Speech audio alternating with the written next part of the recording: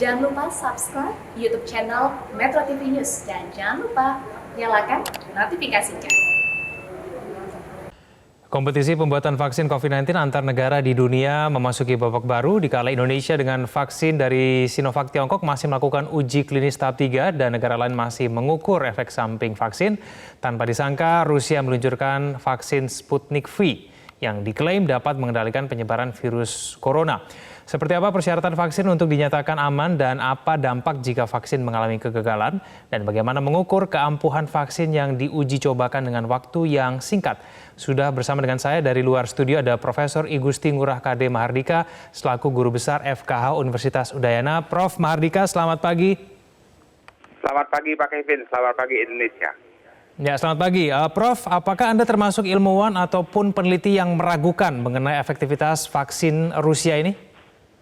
Ya, saya termasuk yang meragukan efektivitas vaksin karena datanya sama sekali saya tidak peroleh, data praklinis saya tidak dipublikasi, kemudian fase 1 dan fase 2 tidak pernah dipublikasi, tiba-tiba muncul fase 3 dan kemudian dalam waktu hanya 1-2 bulan kemudian sudah diklaim sebagai vaksin pandemik tanpa data sama sekali dan dengan jumlah sampel, jumlah relawan yang hanya 200 orang atau 100-200 orang yang tentu ini jauh dari mencukupi dari persyaratan uji klinis internasional.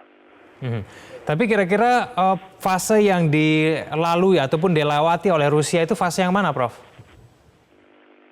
Saya belum, jujur saya katakan saya agak terperangah juga dengan tiba-tiba ada keluar vaksin dari Rusia. Karena saya tahu uji klinis, uji praklinis, data dari Inggris, data dari Amerika, data dari Cina itu saya bisa akses dan saya bisa pelajari. Dan kemudian uji fase 1 juga sama, kemudian memang ada beberapa uji fase 2-nya belum dirilis. Tetapi tiba-tiba keluar vaksin dari Rusia yang sudah lolos fase 3. Ini yang tentu saya akui, saya tidak menerima informasinya. Barangkali mereka publikasi di jurnal-jurnal yang berbahasa Rusia yang saya tidak bisa akses itu barangkali ya.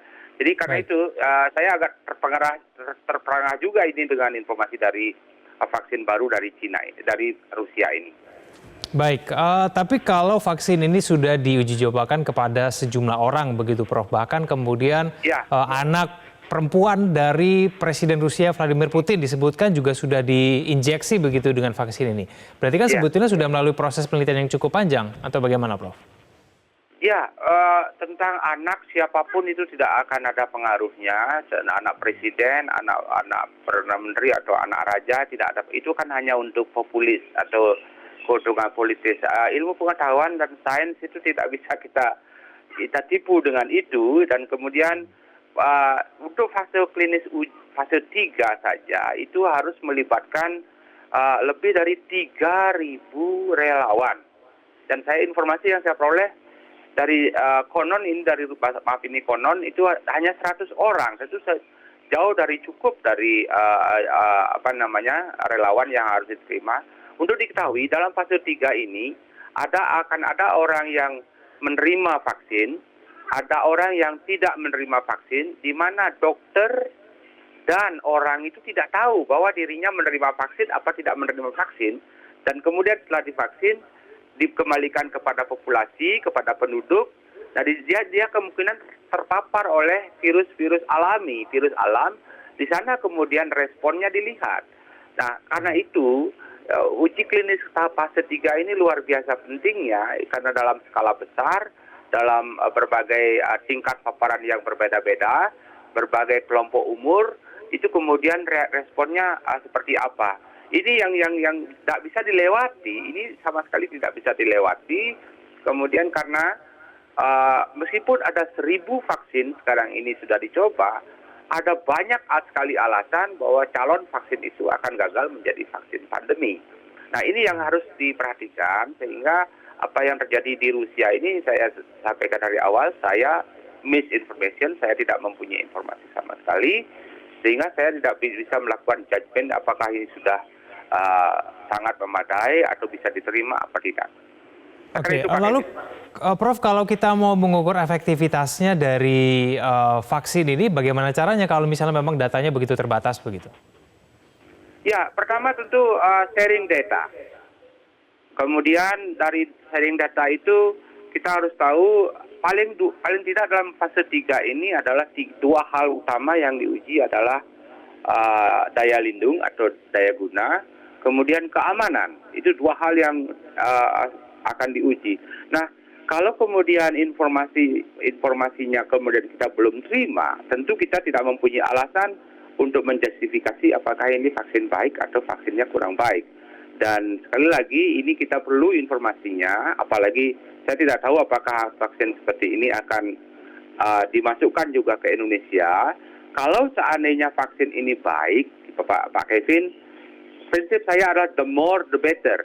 Lebih banyak vaksin yang dicoba dan diproduksi di Indonesia untuk kebutuhan Indonesia pandemi ini lebih baik. Kenapa demikian? Karena kita memerlukan paling tidak 70% penduduk itu harus divaksin dalam waktu tidak boleh setahun, kalau bisa dalam waktu 3 bulan, itu setara dengan 200 juta, dan kalau memang vaksin itu perlu 2 kali penyuntikan, kita butuh 400 juta dosis.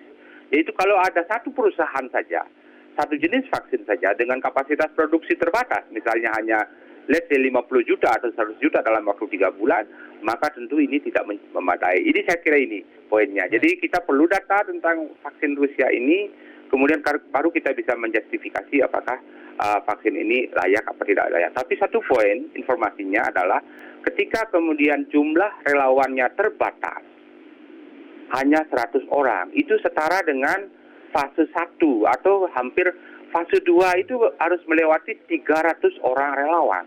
Fase 3 harus 3.000 relawan. Ini barangkali kalau jumlah relawannya terbatas, tentu kemudian respon yang kita harapkan tentu kemudian terbatas. Saya kira itu Pak Kevin.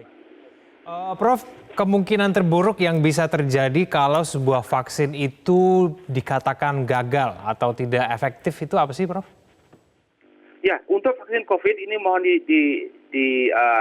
dipegang dulu bahwa yang kita tangani adalah vaksin yang paling kita perlukan adalah ketika ada orang mengembangkan respon imun yang berlebihan, ketika kemudian mempunyai antibodi atau respon imun yang berlebihan sehingga terjadi kegagalan pernafasan yang disebut dengan ARDS, Acute Respiratory Distress Syndrome atau badai sitokin. Nah, ini yang kalau jumlah sampelnya sedikit, kita tidak akan bisa merekam peluang kemungkinan terjadinya seperti ini. Jadi kemungkinan yang paling jelek dari suatu vaksin itu gagal sebagai vaksin pandemi adalah ketika diberikan dalam jumlah populasi yang besar dan justru menimbulkan reaksi yang lebih parah kalau kemudian terinfeksi oleh virus alam. Ini yang mesti kita pantau sehingga sample size atau ukuran jumlah relawan menjadi sangat relevan untuk menjustifikasi hal ini. Keamanan vaksin menjadi pertanyaan kita. Baik, Prof, berarti bisa saja sebuah vaksin yang gagal ini bisa menimbulkan kegagalan ataupun kerusakan terhadap sistem organ tubuh kita lainnya begitu? Ya betul.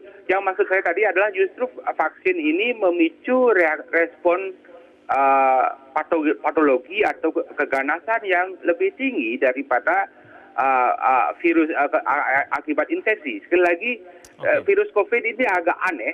Jadi justru orang yang memberikan respon yang super, yang berlebihan, itu responnya tidak baik. Jadi yang harusnya jumlah relawan, ya. Baik, Prof, ini kan semua negara berlomba-lomba untuk mendapatkan vaksin yang paling baik, termasuk kemudian Indonesia. Bio Farma disebutkan nanti akhir tahun ini dan bahkan mungkin awal tahun depan siap memproduksi kurang lebih 100 juta vaksin begitu. Menurut Anda apakah kemudian tahapan-tahapan yang dilalui oleh Bio Farma bersama dengan pemerintah Indonesia ini sudah sesuai dengan jalannya, Prof? Saya lihat, saya harus syukuri Pak. Jadi negara kita ikut dalam fase 3, uji klinis fase 3 ini harus kita syukuri, dan siapapun yang diminta untuk menjadi relawan ini mestinya bersedia karena ini adalah relawan kemanusiaan, relawan pandemi. Saya pun kalau misalnya lakukan di Bali saya akan bersedia. Nah kemudian apakah ini protokolnya sudah memadai, itu pertanyaannya. Saya melihat ada dua hal, Pak, yang agak mencurigakan atau agak aneh ini. Pertama adalah lokasi. Kenapa hanya Jawa Barat? Kenapa hanya Bandung? Ini tentu tidak representasi untuk Indonesia. Itu kritik saya. Karena tidak akan virus yang beredar di Bandung atau di Jakarta, Surabaya, mungkin Makassar, itu bervariasi. Kemudian variasi penduduknya juga berbeda. Dan tingkah laku penduduk berbeda, sehingga risiko di lapangan juga berbeda. Itu kritik saya. Nomor dua, jumlah sampel atau jumlah relawan 1.600. Sementara pada saat yang sama dilakukan di Bangladesh melibatkan 4.000 relawan, dilakukan di Brasil melibatkan 9.000 relawan. Kenapa relawan di Indonesia ini jumlahnya sedikit sekali? Ini saya menjadi pertanyaan besar ini. Jangan-jangan kita hanya sekedar untuk administrasi saja bahwa sudah dilakukan di Indonesia tanpa data uji klinis yang sebenarnya yang nanti datang dari Brasil maupun dari Bangladesh. Itu dua catatan saya, Pak, untuk vaksin Sinovac yang diuji cobakan sama Bio Farma ini. Yang ketiga, Pak, satu lagi oleh Pak Kevin, sekali 1 juta dosis dalam 1 tahun, Pak. Itu sangat tidak memadai. Kita baru akan keluar dari pandemi tahun 2022. It is too late, itu kata orang Bali, Pak. Jadi ini mesti harus diupayakan dalam waktu 3 bulan sudah ada 200 juta dosis untuk orang Indonesia. Atau barangkali 6 bulan maksimal lah, Pak, kalau saya boleh tawar, Pak. Baik, Prof. Mardika, semoga kita segera mendapatkan jawaban berkaitan dengan vaksin Indonesia yang kemudian bekerjasama juga dengan Sinovac asal Tiongkok tersebut. Terima kasih, Prof. Mardika telah bergabung bersama kami di Metro Pagi Prime Time. Selamat pagi, Prof.